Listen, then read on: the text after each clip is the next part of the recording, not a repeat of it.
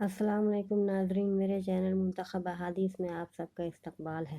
اعوذ باللہ السمیع العلیم من الشیطان الرجیم، بسم اللہ الرحمن الرحیم۔ حضرت ابو ہریرہ رضی اللہ تعالیٰ عنہ فرماتے ہیں کہ ایک مرتبہ نبی کریم صلی اللہ علیہ وسلم نماز کے لیے کھڑے ہوئے، ہم بھی آپ کے ساتھ کھڑے ہو گئے۔ ایک دیہات کے رہنے والے نو مسلم نے نماز میں ہی کہا، اے اللہ، صرف مجھ پر اور محمد صلی اللہ علیہ وسلم پر رحم کر، ہمارے ساتھ کسی اور پر رحم نہ کر۔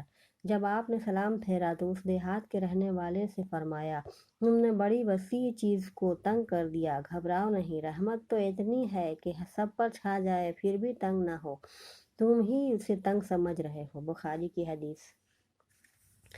بسم اللہ الرحمن الرحیم۔ حضرت جابر بن عبداللہ رضی اللہ تعالیٰ عنہ فرماتے ہیں کہ کچھ فرشتے نبی کریم صلی اللہ علیہ وسلم کے پاس اس وقت آئے جب کہ آپ صلی اللہ علیہ وسلم سو رہے تھے۔ فرشتوں نے آپس میں کہا، آپ صلی اللہ علیہ وسلم سوئے ہوئے ہیں۔ کسی فرشتے نے کہا، آنکھیں سو رہی ہیں مگر دل تو جاگ رہا ہے۔ پھر آپ آپس میں کہنے لگے، تمہارے ان ساتھی محمد صلی اللہ علیہ وسلم کے بارے میں ایک مثال ہے، اس کو ان کے سامنے بیان کر دو۔ دوسرے فرشتے نے کہا، وہ تو سو رہے ہیں، لہٰذا بیان کرنے سے کیا فائدہ؟ ان میں سے بعض نے کہا، بے شک آنکھیں سو رہی ہیں لیکن دل تو جاگ رہا ہے۔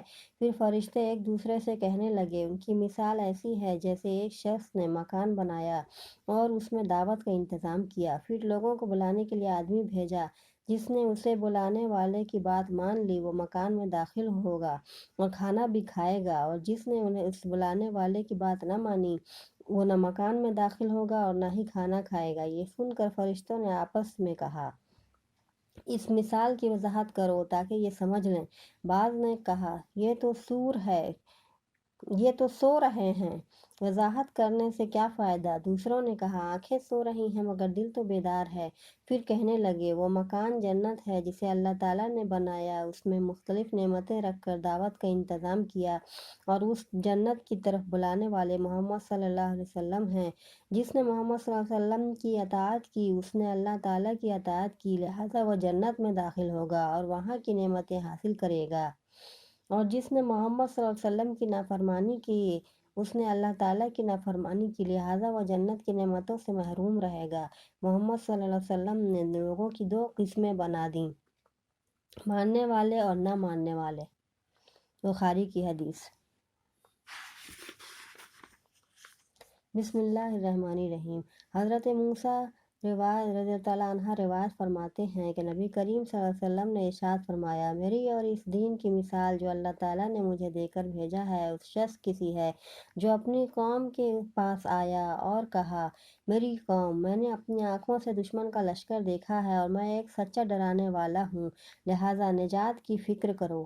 اس پر اس کی قوم کے کچھ لوگوں نے تو اس کا کہنا مانا اور آہستہ آہستہ رات میں ہی چل پڑے اور دشمن سے نجات پالی۔ کچھ لوگوں نے اس کو جھوٹا سمجھا اور صبح تک اپنے گھروں میں رہے۔ دشمن کا لشکر صبح ہوتے ہی ان پر ٹوٹ پڑا اور ان کو تباہ و برباد کر ڈالا۔